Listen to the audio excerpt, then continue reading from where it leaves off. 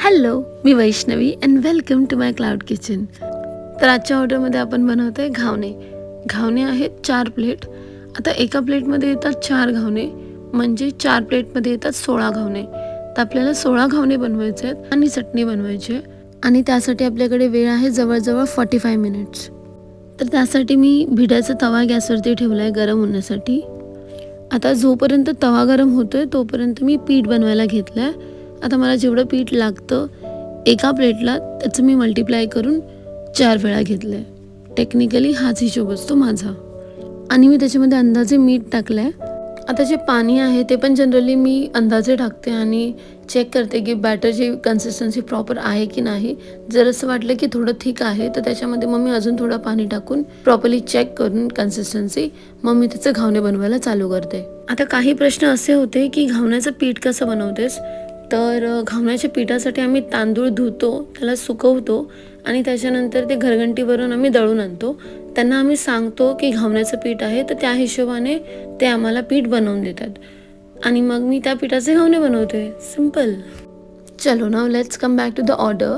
आता मी बनवते घावणे. थोडेसे घावणे बनवून झालेत, म्हणजे 4 घावणे बनवून झाले की मग मी त्याची पॅकिंग लगेच करून टाकते. मग कसे ते क्लायंटपर्यंत गरम गरम पोचतात. आता एका प्लेटमध्ये असतात आपले 4 घावणे. तर जसे 4 घावणे होतात तसे मी लगेच त्याला फॉईलमध्ये पॅक करते आणि ती एक प्लेट रेडी होते. तशाच प्रकारे मी 4ही सुद्धा प्लेट रेडी करेन. 4 झाले की पॅक करेन, 4 झाले की पॅक करेन. जनरली मी तसंच करते. आता घावणे बनवता बनवता माझी चटणीची तयारीसुद्धा चालू आहे, कारण माझ्याकडे आहे जवळजवळ 48 मिनटं आणि त्याच्यामध्ये मला घावणेसुद्धा बनवायचे आहेत, चटणीसुद्धा बनवायची आहे. तर सगळ्या गोष्टी सायमल्टेनियसली करणं खूप गरजेचं आहे सध्या माझ्यासाठी.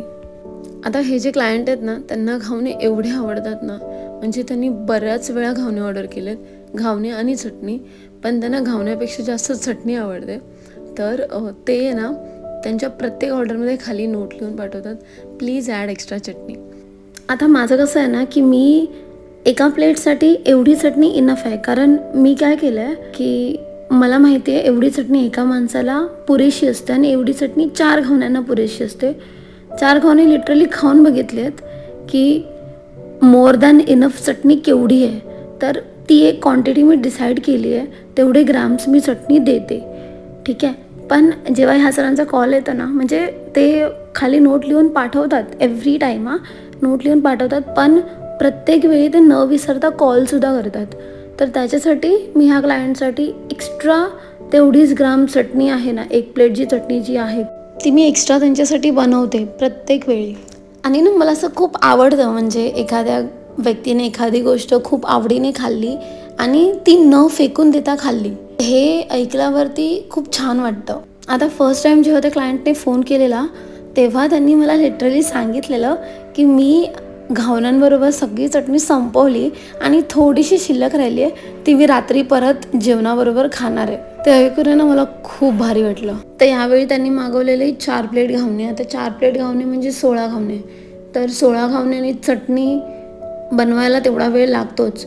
तर मी जसं जसं घावणे बनवत होती तसंच मी सायमल्टेनियसली त्याची पॅकिंगसुद्धा करत होती, कारण ते गरम राहिले पाहिजेत, थोडेसे नरम पण झाले पाहिजेत. तर त्याच्यासाठी, कारण आत्ता मला बनवायला जवळजवळ 50 मिनटं लागले असतील तुम्ही बोला, पण जो डिलिव्हरी पार्टनर आहे त्यांना न्यायलासुद्धा 20 ते 25 मिनटं लागतात. तर ते 20 ते 25 मिनटं थोडं तरी गरम राहिले पाहिजेत ते घावणे. त्याच्यासाठी माझं जसं एक प्लेट होते तसं मी ती एक प्लेट पॅक करत असते. आता हे जे क्लायंट आहेत ना ते कल्याणला राहतात, म्हणजे आता मी राहते डोंबिवलीला, ते राहतात कल्याणला, पण माझ्यापासून बरेच लांब राहतात. आता जर जो डिलेवरी एक्झिक्युटिव्ह आहे त्याला ते पॅकेज डिलिव्हर करेपर्यंत जवळजवळ 25 ते 30 मिनटं लागतात. 25 मिनटं पकडून चला. आणि आता तसं का लॉंग डिस्टन्स डिलेव्हरीज का येत आहेत. जनरली झोमॅटो काय करतं, जे नॉन सबस्क्राईब मॉडेल आहे त्याच्यामध्ये झोमॅटो 7 ते 8 किलोमीटर रेडियसचा तुम्हाला रीच देतं आणि त्या रीचमध्ये जेवढे कस्टमर्स आहेत, ज्या कस्टमर्सला तुम्हाला तुमच्या आउटलेटवरून ऑर्डर करायचे ते करू शकतात. पण मी झोमॅटो गोल्ड घेतला आहे, तर त्याच्यामध्ये काय आहे की माझा जो रीच आहे क्लायंटपर्यंतचा तो वाढतो आहे.